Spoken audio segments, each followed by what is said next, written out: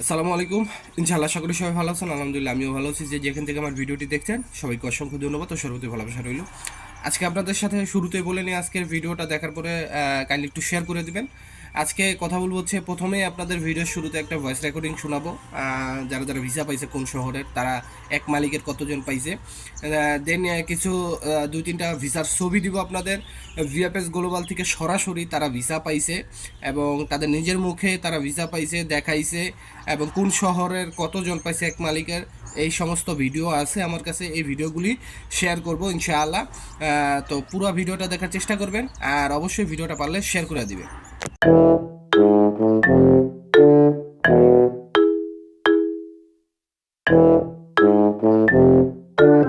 তো সব কিছুর জন্য আলহামদুলিল্লাহ। তো প্রথমেই আপনারা আগে ভয়েস রেকর্ডিংটা শোনেন, তাহলেই বুঝতে পারবেন যে এখানে কি হয়েছে।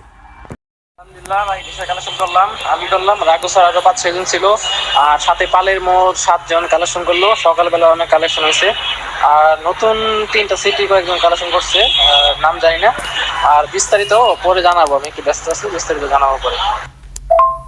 সবাই অপেক্ষা করেন, যাদের কাগজ অরিজিনাল আছে সবাই বিশ্বাস পাবে। বিএফএস অফিসার বললো আপনারা তো বিশ্বাস করেন নাই, এখন দেখেন।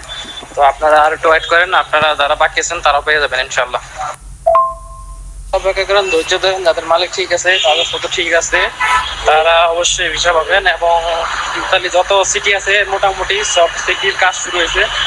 সবের সাথে কথা বললাম, আর আমরা যারা কালেকশন করলাম তারা তো অনেকগুলো কালেকশন করলো। আজকে মোটামুটি আজকে আমার মনে হয় বিকাল পর্যন্ত 100 পার হবে ভিসা আজকে ডেলিভারি।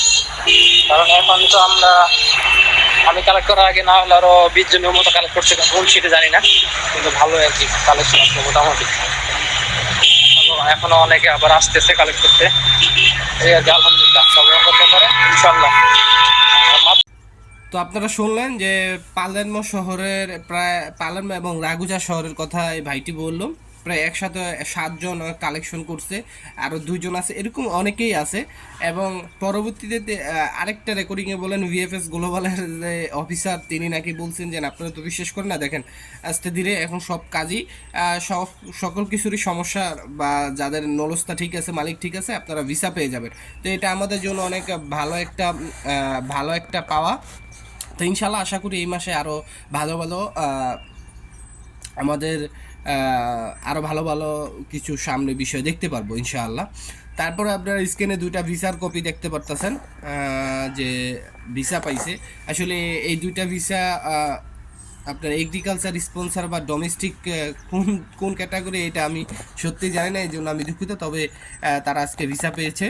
তো নতুন একটা শহরে নতুন কিছু কিছু শহরের ভিসা কিন্তু পাচ্ছে মানুষ, যেগুলা আসলে অনেকেই জানি না। তো আমার কাছে আপনার স্ক্রিনে দেখতে পারতেছেন এক ভাই, তার মেসেজের মানে তার কমিউনিকেশন মেসেজ, সেখানে মানে তিনি বলছে যে পদানন সিটির ভিসা তিনি পেয়েছে। তো এই ছিল মোটামুটি যারা ভিসা পাইছে তাদের আপডেট। তারপরে একটু আমি যদি অ্যাড করি, যে আপনার আমি বলছিলাম যে যারা ভিসা পাইছে ভিএফএস গ্লোবালে সরাসরি তাদের মুখে, তাদের নিজের মুখের থেকে শুনবেন যে তারা ভিসা পেয়েছে এবং কোন শহর থেকে ভিসা পেয়েছে। তো সেটার 2টা ভিডিও আমার কাছে আছে, তো চলেন ভিডিওগুলো দেখা যাক। ভাই, আপনার অনুভূতিটা একটু কয়া যান। আমি আমার ভাই করে দেখাই যে আপনারা যে সবাই যে ভিসা পাইলেন, হ্যাঁ আপনাদের অনুভূতিটা। আমাদের অনুভূতি আজকে অনেক সুখের দিন। আপনার এই যে ভিসাটা মানে কোন মাসের কত তারিখে? আমার বিষয়টা হয়েছে যে ভাই, আমি মার্চের 24 মার্চে জমা করছিলাম, পরে রিটার্ন পাসপোর্ট করছে আমার ডিসেম্বরের 25 তারিখে, পরে আবার ব্যাক পাসপোর্ট ডাকছে যে ফেব্রুয়ারির 12 তারিখে। এখন মার্চে আবার পাইলাম আর কি।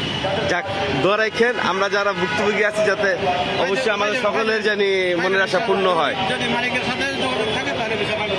যাক, আলহামদুলিল্লাহ।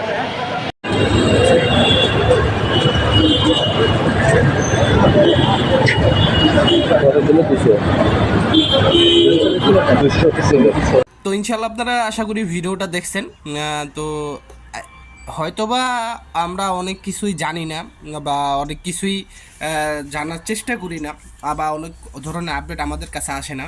দেখেন, আমি আপনাদেরকে আগেই বলছি যে এই যে সব বিষয়গুলি আমি আপনাদের সামনে প্রেজেন্ট করি, এইসব বিষয়গুলি কিন্তু আমি মানুষের থেকে কালেকশন করি, অনেকের সাথে কথা বলতে বলতে তারা বলে যে ভাই ঠিক আছে আমি কোনো ইনফরমেশন পেলে আপনাকে দিব। যেমন আমাকে এইসব ভিডিওগুলো কিন্তু এক ভাই পাঠায়, আমি অন্য একদিন তাকে আপনাদের সামনে প্রেজেন্ট করব, তার নাম তার ছবি যদি সে বলে।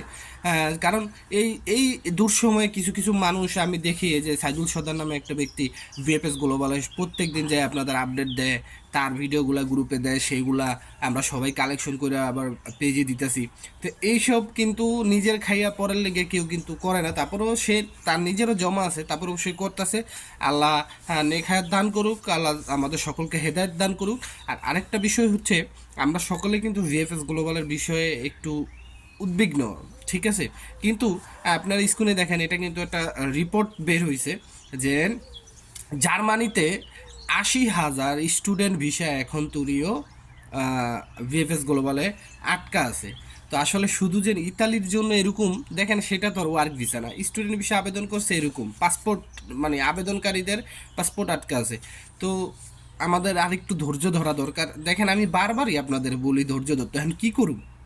আপনাদেরকে আমি বলুম যে পাসপোর্ট উঠাইলেন, এতগুলো টাকা দিছেন, এটা তো আমার পক্ষে বলা সম্ভব না, কখনোই সম্ভব না।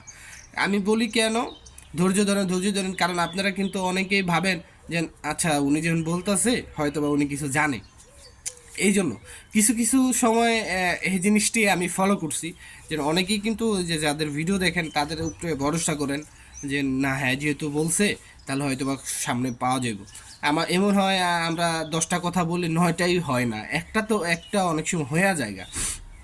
এটা হচ্ছে মনে করেন চামের উপরে হয়ে যায় যেটা সত্যি কথা।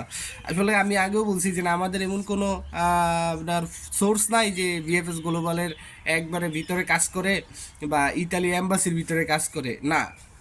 তো আসলে এইসব জিনিসগুলি এরকমই।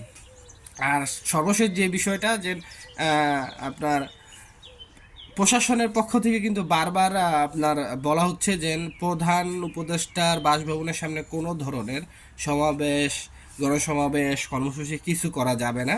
সেই ক্ষেত্রে কিন্তু আপনাদের সমস্যা হতে পারে। তো এই বিষয়টা আপনারা একটু ফলো করবেন। আর যেহেতু হল বুকিং করছেন, এই যে ছবি দেখতেছেন হল বুকিং করার যে রিসিট, তো আমি মনে করি যে এটা একটু সাবধানতার সাথে করলেই আপনাদের জন্য ভালো হবে। যদি মনে করেন দেখেন যে এটার আপনারা যেহেতু এখনও আর 1 মাসের মতো বাকি, যদি দেখেন এর ভিতরে আপনার প্রতিফলন ভালো হইতেছে, আমি দয়া করে আপনাদের রিকোয়েস্ট করব করার দরকার নাইকা। তো সবাই ভালো থাকবেন, সুস্থ থাকবেন, সকলের জন্য দোয়া রইল, সবাই আমার জন্য দোয়া করবেন। আসসালামু আলাইকুম, আল্লাহ হাফেজ।